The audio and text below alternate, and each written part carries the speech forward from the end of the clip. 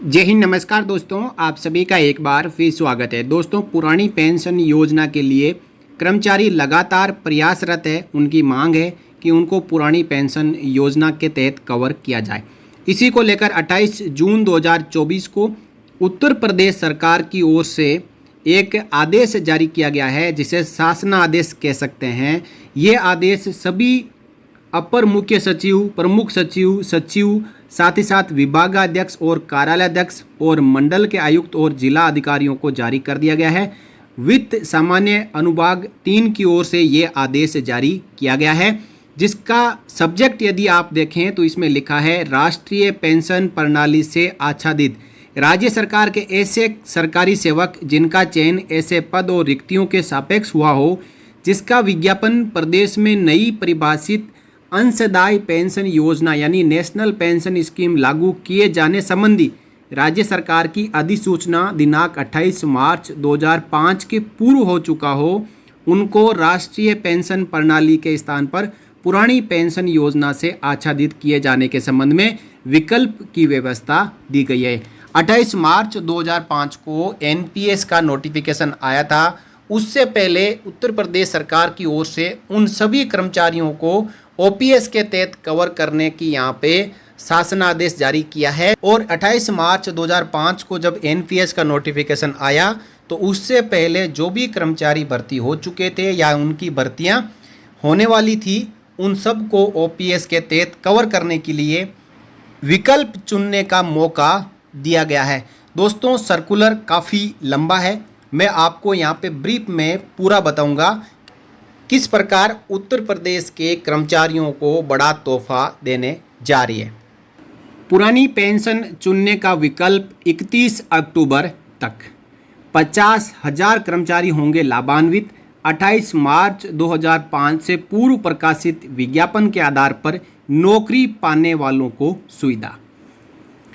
प्रदेश सरकार ने राज्य कर्मचारियों को पुरानी पेंशन चुनने का विकल्प 31 अक्टूबर 2024 तक दे दिया है।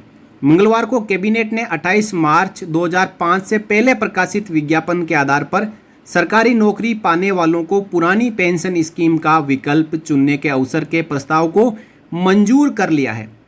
इससे करीब 50,000 कर्मचारी लाभान्वित होंगे। उत्तर प्रदेश सरकार ने 28 मार्च 2005 को ये प्रावधान किया था कि 1 अप्रैल 2005 या उसके बाद कार्यभार ग्रहण करने वाले कर्मचारी राष्ट्रीय पेंशन प्रणाली के दायरे में होंगे। ये प्रावधान राज्य सरकार के कार्मिक शासन के नियंत्रण वाली स्वायत्तशासी संस्थाओं और शासन से प्राप्त सहायता शिक्षण संस्थाओं के कर्मियों व शिक्षकों पर भी लागू कर दिया गया था। तमाम ऐसे शिक्षक और कार्मिक हैं जिनकी नियुक्ति 1 अप्रैल 2005 को या उसके बाद हुई, लेकिन उस नौकरी का विज्ञापन 28 मार्च 2005 से पहले निकला था। ये कर्मचारी लंबे समय से पुरानी पेंशन स्कीम का लाभ देने की मांग कर रहे थे। केंद्र सरकार इस तरह के कर्मियों को पहले ही ये सुविधा दे चुकी है। कैबिनेट से अनुमोदित प्रस्ताव के अनुसार ऐसे कर्मचारियों जिनकी नियुक्ति 1 अप्रैल 2005 को या उसके बाद हुई है, लेकिन नियुक्ति के लिए पद का विज्ञापन नेशनल पेंशन स्कीम लागू किए जाने संबंधी अधिसूचना जारी होने की तिथि से, यानी जो 28 मार्च 2005 थी, इससे पहले यदि एडवर्टाइजमेंट नौकरी का आ चुका था, लेकिन उनकी ज्वाइनिंग चाहे 1 अप्रैल 2005 के बाद हुई हो, उनको पुरानी पेंशन योजना का एक बार ऑप्शन उपलब्ध कराए जाने का निर्णय उत्तर प्रदेश सरकार ने ले लिया है। शनिवार को अपर मुख्य सचिव दीपक कुमार ने शासनादेश जारी कर दिया है। ओपीएस चुनने वालों के एनपीएस खाते यानी जो 25 जून 2025 को हो जाएंगे बंद। अब विकल्प के तौर पर ऐसे कर्मचारी जो 28 मार्च 2005 से पूर्व एडवर्टाइजमेंट जिनकी निकली है और 1 अप्रैल 2005 के बाद में भी यदि उनका अपॉइंटमेंट हुआ है, उनके जो नेशनल पेंशन स्कीम के खाते वो 25 जून 2025 को बंद हो जाएंगे। शासन आदेश के मुताबिक यदि कर्मचारी Uttar Pradesh retirement benefits rule 1961 के अधीन कवर किए जाने की शर्तों को पूरा करता है तो प्रशासकीय विभाग के अनुमोदन के पश्चात इस संबंध में एक आदेश नियुक्ति अधिकारी जारी करेंगे। आदेश जारी होने के अगले महीने के वेतन से अभिदाता अंशदाय और नियोक्ता अंशदान की कटौती बंद हो जाएगी।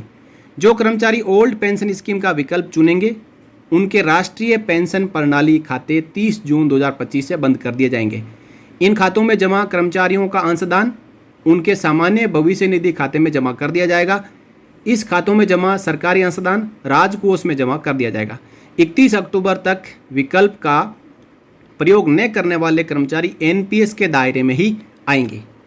तो देखिए दोस्तों, सिंपल सा यहाँ पे प्रावधान किया गया है कि एनपीएस की जो जारी होने की तारीख थी उस तारीख से पहले यानी 28 मार्च 2005 से पहले यदि किसी भर्ती का एडवर्टाइजमेंट निकल चुका था, भर्ती प्रक्रिया चल रही थी, इसी बीच सरकार ने 1 अप्रैल 2005 से एनपीएस लागू कर दी, लेकिन भर्ती प्रक्रिया चल रही थी जिसके कारण कुछ कर्मचारियों की ज्वाइनिंग 1 अप्रैल 2005 के बाद में भी हुई है।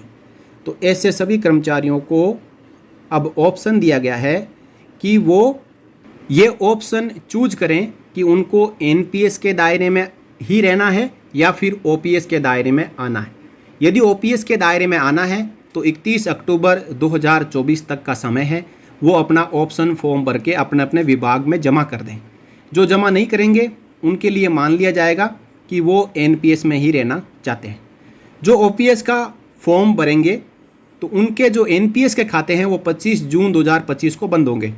इसमें जो एम्प्लॉय की ओर से कंट्रीब्यूशन दिया गया है वो एनपीएस खातों से निकाल के उनके भविष्य निधि में जमा कर दिया जाएगा, और जो एम्प्लॉयर की ओर से कंट्रीब्यूशन दिया गया है वो कंट्रीब्यूशन सरकार अपने खातों में जमा कर लेगी, और इसके बाद ये सभी कर्मचारी ओल्ड पेंशन स्कीम के हकदार होंगे। तो इस प्रकार उत्तर प्रदेश सरकार ने शानदार कदम उठाया है जिससे 50,000 कर्मचारी लाभान्वित होंगे और सभी कर्मचारी ओल्ड पेंशन स्कीम का विकल्प चुनेंगे। तो इस फैसले का उत्तर प्रदेश के वो कर्मचारी जो इस ब्रैकेट के दौरान उनकी जो भर्ती है वो प्रक्रियाधीन थी और 1 अप्रैल 2005 के बाद उनकी ज्वाइनिंग हुई है, उनको शानदार मौका मिला है और वो सरकार का धन्यवाद करते हुए नहीं थक रहे हैं। तो दोस्तों, इस प्रकार जितने भी जो राज्य सरकार है, क्योंकि केंद्र सरकार ने ये विकल्प पहले ही ले लिया था और जो कर्मचारी ओल्ड पेंशन स्कीम में आना चाह रहे थे उनको ओल्ड पेंशन स्कीम का ऑप्शन दे दिया और उनका भविष्य निधि खाते में पैसा जमा होना शुरू हो गया, एनपीएस खाते उनके बंद हो गए। उसी की तर्ज पर अब उत्तर प्रदेश सरकार ने भी ये प्रावधान कर दिया। बाकी राज्य सरकारें जिन्होंने अभी तक नहीं किया है उनको भी जल्द ही ये प्रावधान कर देना चाहिए।